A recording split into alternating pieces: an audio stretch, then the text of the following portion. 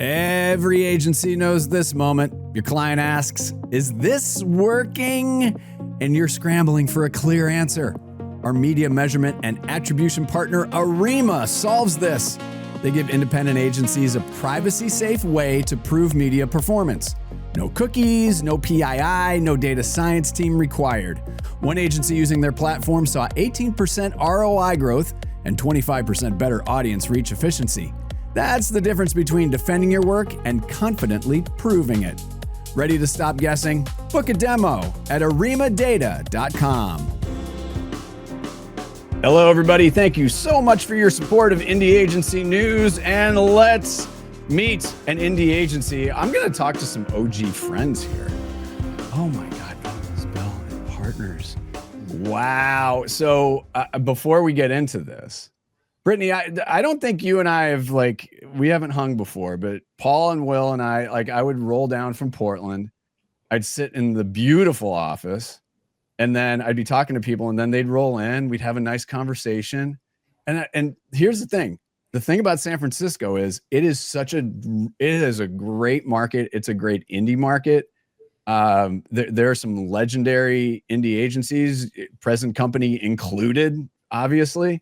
So it's great to be back on the radar, and it's fun. It's fun having my San Francisco crew in there for sure. So thank you for supporting this mission. And here's what I want to start with. The agency background is really rich. So just give us a little thumbnail on the background of how this whole schmear started. Paul, how long have you got? Well, we don't have 20 hours, but just give us the brief. Right. Always knew I wanted my own agency someday, and it was in my blood for some reason, inexplicably, and had a chance and launched Ship in 2001, which was right after the .com meltdown. In fact, the day we opened was an article in the New York Times about us opening, and it was like 3 other agencies closing that day because it was like the gold rush times. All the big agencies moved in to take advantage of the .com boom, and then of course just shuttered and disappeared as soon as times got tough. And then we opened in June, and then 9/11 happened in September, and the whole global economy went into a tailspin. And we kind of survived. We were survivors from the beginning. We had a belief in ourselves. We thought if we could do great work that really moves clients' business, we will be employed. We will have clients. And that's been true for 25 years now. New York Times, I'm going to presume that was a Stuart Elliott joint. It was a Stuart Elliott article. OG. That's how we roll. Way OG. All right, listen, every agency has often a long list of things that they're very, very good at or that they're known for. So what would you say the agency is best known for? And what would you say are the top 3 core strengths as it's positioned towards solutions for marketers and brands? What would you say those top 3 are? Will, I'm going to kick this one to you to start, and then Brittni, you get to co-sign on some of this. Okay. The top 3 core strengths. Well, I mean, first off, we're a creative agency. Well, now, I get that every agency says that. Every agency has a big thing on their website that says creativity first and all that. However, I find that there aren't that many that actually kind of live and breathe creativity. And that's something that we've always done. That's who we are. And it's kind of the key driver of our business and our clients' business. And we recognize that and we embrace it. We all roll up our sleeves. And there's also a recognition that the creativity that you bring to the table across all departments is incredibly valuable. So while everyone kind of says that they're a creative agency and that they value that, and I'm sure they do, we live and breathe that. That is of the utmost importance in everything we do, and we kind of nurture and we foster that on all our clients. So I think it's definitely a distinct thing when an agency embraces that and kind of lets that guide who they are. Yeah. And it's the thing that drives us. What are we putting out into the world? Right. You know? Yeah, totally get that. Brittni, solutions. Let's talk a little bit about that. Why don't you riff on that for us? Yeah, I mean, I think what Will said, right? Like it's about the work, but the other part of our kind of philosophy, as we say, is the people and how we do right by people. So our model is built around getting to answers quicker with the right people in the room. We're a senior agency. We don't have a lot of junior roles. We want smaller teams that can get the work done for our clients and have kind of a match to match across the table of how decisions get made and how we solve those real time. And then as we look at like doing right by people, whether it's employees, clients, consumers, like we have to put that first. You have to put that first. And so I don't know why clients wouldn't want agencies that are obsessed with work that drives their business and people themselves, their consumers, and the employees. Like it seems really simple. So I don't know why more people would focus on those two things, but it's at our core for sure. One would think. Yeah. Here's okay. You've been proudly indie for a very, very long time. God, coming up on 25 years. Yeah. Wild. Why is being indie important to the team, but also why is it important to clients, Paul? Why don't you take that? The big honest reason why it's important to clients is that no one gets in the fucking way. we are trying to do work that drives their business. And there is I call it a partnership pure play. Every agency in the world will say, we're your partner, but you also have shareholders, or you have VCs, or you have a holding company, or you have investors. Well, your fiduciary responsibility is to them. You're not really a true pure play partnership. As an independent, we have that. And because of that, and because of our focus, as these guys have said, do right by people. That means let's put the right thing in the marketplace for this brand. And guess what? Sometimes marketers don't always want to do that. Sometimes companies don't want to do that. Sometimes it's cover your ass syndrome or protect your job or spend the budget before year end, but I don't really care if it does anything, Right. And so how do we really maniacally focus on putting something in the market that will actually have impact? And I think that's a huge reason. And then the flip half is we get to do what we want for our people. We get to behave the way we want. We only have certain capabilities because we're not interested in doing everything under the sun. Right. We know what we're good at. We focus on that. You see in the world of marketers, they're a little misguided these days. They're chasing efficiency for efficiency's sake, which is let me grab the impressions, let me grab the clicks. And that's on one end. On the other end, it's like creative gimmicks, where it's like these one-off little funny, quirky things. Great. But where is the brand growth? Where is actually top-line growth, driving brand love, driving brand loyalty? These are the things we're interested in. These are the things we do really well, Well, you run around among your cohort, your indie cohorts. What do you learn from other indies, and what do you believe other indies learn from you as an agency? What do I learn from other indies, or what do they learn from us? One of the things that I've always, and we've been as an agency really vocal about internally and very cognizant of, is, we operate with a coaching mindset. Our creatives, and I think we've all been part of an organization or a department somewhere where it feels more like the disapproving parent, and and that's a thing that happens, and it's I think when you get into a fear-based system, that kind of thing tends to metastasize and get worse. So we've been really maniacally focused on not allowing that to ever happen. And honestly, it's kind of selfish in a way, because we just believe that if you are inspiring people, if you're building confidence within kind of the people in the building, you just get to more interesting, bigger outcomes. And that comes from us and our experience on being on the other end of that.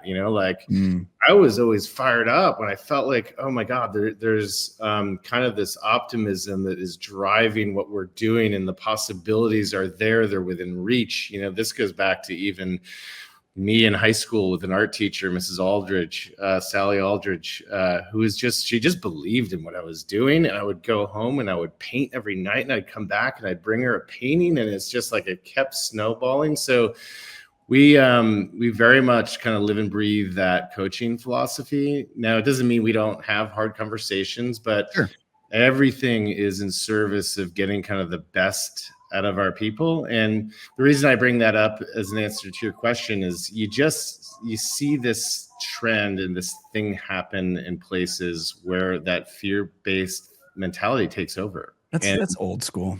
Yeah, and it's just like you can get results in the short term that way. Yeah, but you're gonna piss people off. You're gonna fuck things up. Yeah. So like we believe in really building.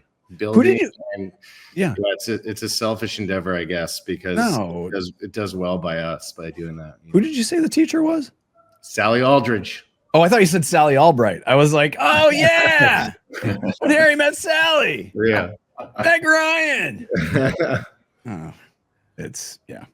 You guys have known me long enough to know that tracks. Brittni, yes. What's the main reason a brand should work with the agency?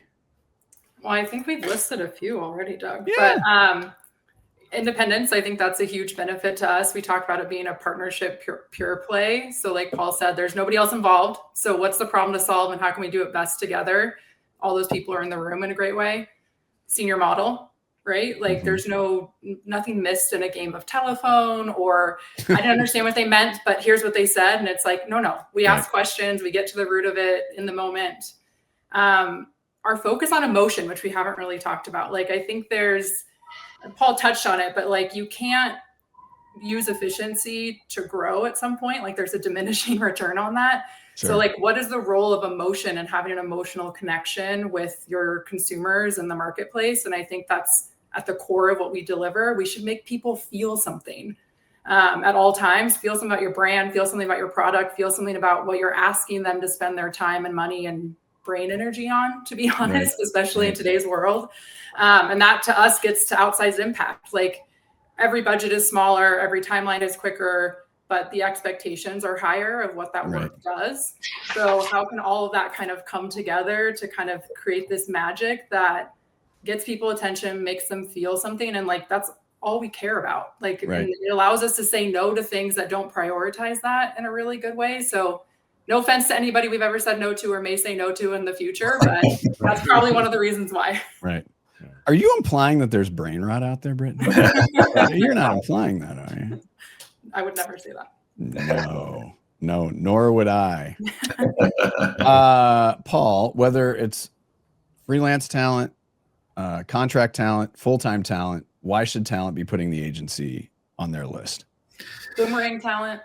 Yeah, boomerang talent like Brittni. To do great work with great people. I mean, that's probably every agency says that in some shape or form, but truly everybody in the building is focused on getting something great out, getting something that moves a consumer, getting something that we can be proud of. And that's where it starts, by the way. How do we make ourselves proud? How do we make ourselves excited? Yeah. Then we'll sell it to the client, then we'll sell it to other people, and hopefully the award show judges will agree. But it all starts with intrinsic motivation. What makes you get out of bed? What do you want to do? Right. Giving people the tools, giving people a voice and the freedom to just, swing for the fences, go for it, and then back them up. In the parenting circles, I've taken some classes on what are the elements that lead to helping teens, et cetera, through difficult times. And the number one and two factors for success for folks is when they have someone in their life with high standards, also the support to help achieve those high standards.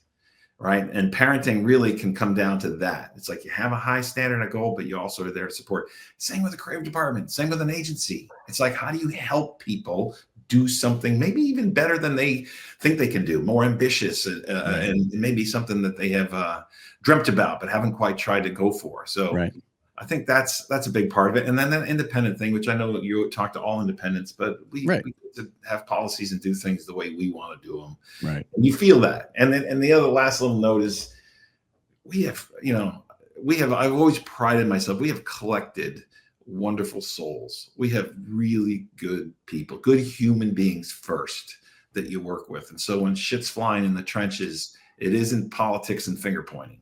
Right. It is in there with you, figuring it out, hands dirty. Let's get to the best outcome. And that in itself can be really gratifying. No, I get that. Well, and now let me caveat this. So I'd mentioned like my affinity and love for the San Francisco agency market. There were some that were OG indies, not anymore. You know who I'm talking about. They're rather large. I do enjoy going to lunch with Jeff and Rich. I have to say they're fun. I wish they were indie again. I wish they could buy themselves back. But I mean, there's this rich history, and one could argue that one of the creative shifts in particular was the East Coast / Chicago / London mentality vis-a-vis Dan and Dave up here in Portland, y'all down there, Hal Riney, like, and then you got Lee Clow. So we have this West Coast contingent. San Francisco occupying a very unique space. Traditionally, would you consider yourselves weirdos, misfits, or underdogs? And I feel like that there's like a little bit of everything in there. Yeah, I the answer, honestly, the correct answer and the easy answer is underdogs. Sure. For us. I mean, we're weirdos and misfits too. It's advertising, you know. Right. But, sure. But you know, we've always carried that underdog spirit. About us. It's always just been something that has been innately us. It's always been there. And I think that contributes to the work ethic. It drives us to break things and look at problems in new ways or from a new perspective. So that's definitely always just been part of our thing. Now, we don't give voice to it necessarily. No, you don't have to. Right? But that is definitely a thing that is very true to us as an agency. And we've always done really well with challenger brands, by the way, probably because of that. And then, you know, Silicon Valley is right down the road. So I think there's a little bit of that entrepreneurial thing in the Bay Area. So, you know, the West Coast agencies are a little bit different in that way, I think. But yeah, it's the underdog for sure. Yeah, no, that makes sense. Final question. We're going to go around the horn. Brittni, we start with you. Oh, great. Whether they are a current client or not, which CMO or marketer would you like to say hello to? I put you on the spot. Yeah. I think we'd like to shout out a few that have shared our philosophy in doing great work and seen the impact on business and encourage us to continue like pushing the boundaries on it. So Scott Keogh, a repeat partner with us. David Corns, former employee turned client, I think are two great ones. And then obviously Chris Brandt, right, with Chipotle. Like he's right. been a partner for over 8 years, continues to be, and even in the chaos of their market, like is like, what do we do that gets people attention? So I think, I'll go with current ones that we want to pay homage to. Listen, I'm just going to say too, carne asada year round, please. Oh yeah. I'm just going to say, Will. Yeah, I mean, I'm just going to double down on what co-sign. I'm going to co-sign because they all three of those examples, Chris Brandt, Scott Keogh, and David Corns, I think those are great examples. They are clients that have a real gut for marketing. They like instinctively get excited about creativity and what that can do for their brand. So they are there, they're with us, they're getting fired up about the work. And that kind of partner, you know, leads to really long-lasting, trusting partnerships, which is where we thrive. We build brands with partnerships like that, and we do great work with them. So I'm co-signing what Brittni said. Those are fine. Three great examples. That's fine. I'm not gonna call you lazy for doing that. The more we kid, the more we care. Also, side note, 13-year-old daughter. Chipotle is a food group in this house. Nice. Thank you. It's not like it's a full-on food group. Yeah, so there you go. All right, Paul, you get the last word on marketer or CMO you want to say hi to. Yeah, I send us your tired, your poor, your huddled masses of marketers who are slaving over spreadsheets and trying to squeeze efficiency out of yet another efficiency buy, or have to go in and dance in front of the C-suite to try to justify their whole existence and beg for another 18 months because their neck is sticking out. And send us those folks who want to do something meaningful in the market. We shout out to them. Come, we will show you. We will free you from the crack pipe of performance marketing, and show you what real brand growth looks like, that you can justify the C-suite and build a real business from there. So I guess that's a cheat, but no. They look. I mean, you see some exhaustion in them, and it's like listen. I so hard. What a tough job. Such a hard job, and it's changed so dramatically over 2 years. You know, even like in a year. Yeah. No, it's crazy out there, but oh God. I mean, come take shelter at Venables Bell Partners. We'll give you a sandwich and a warm bowl of soup. We'll give you a sandwich. Come on in. We got you. The bar's over there. Yeah, no, it'll be good. Hope you're not vegan. All right. Listen, Brittni, Will, and Paul, thank you so much for supporting this mission. Thank you so much for being such great leaders. And I can say that back in my trade publication days, whenever something came across our desk from Venables, we go, ooh, cool. So we appreciate all the hard work that you do, and that the foundation of greatness that you've built. So we appreciate it very much, and we tell you to keep on keeping on. Love it. Thank you.